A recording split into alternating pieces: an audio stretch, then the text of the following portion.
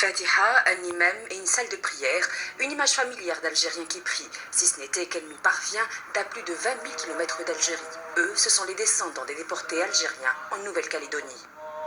Nos vieux eux-mêmes nous ont transmis eux-mêmes. Là, au cimetière, là, on avait la salle de fête en bas, là, où on fait toutes les sadakas. Ça fait de générations, on a toujours baigné dedans. Là, moi, ça a été moi, mon frère, là, on a mes enfants. Mes enfants aussi, je les amène dès qu'il y a une coutume. Pour nous, c'est une coutume, nos coutumes, une tradition, on amène toujours. Pas que ça se perde.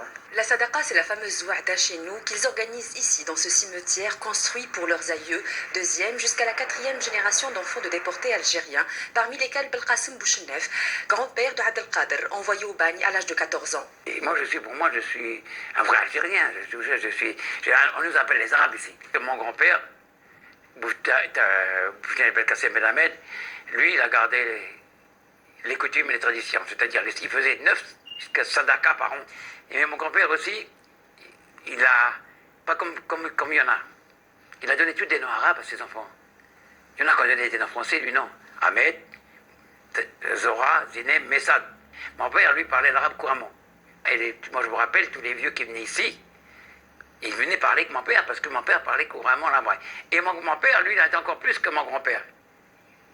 Quand il a eu le premier enfant, il n'a même pas donné de nom français à son gosse. Un attachement quasi viscéral qui a poussé Abdelkader à faire le voyage dans le sens inverse plusieurs fois. La dernière fut en 2011 avec un groupe de descendants de déportés. Sonia faisait partie du voyage. Elle a rejoint Douar Boutaleb, village de son défunt grand-père, Barket Ben Rabah Ben Ammar, près de 120 ans après l'exil forcé de ce dernier. C'est l'impression d'avoir ramené la mémoire du grand-père sur ces terres.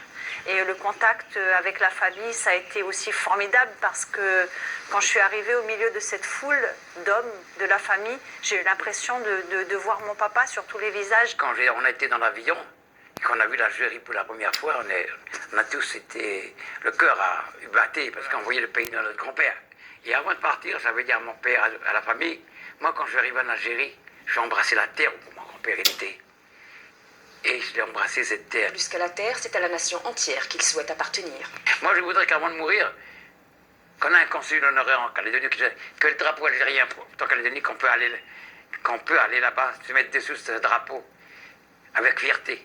Alors, Monsieur le Président, ce que je vous demanderais, ce serait de faciliter aux descendants d'Algériens qui le souhaitent de pouvoir obtenir un passeport algérien pour pouvoir aller visiter leur famille et leur pays plus facilement. Je vais vous le dire, Monsieur le Président, envoyez un émissaire en Calédonie. Envoyez un émissaire, parce que notre communauté, elle est en train de disparaître. Parce que là, ce qui fait tenir, c'est la langue. On ne parle plus l'arabe. Un souhait partagé par la majorité des descendants algériens sur l'île.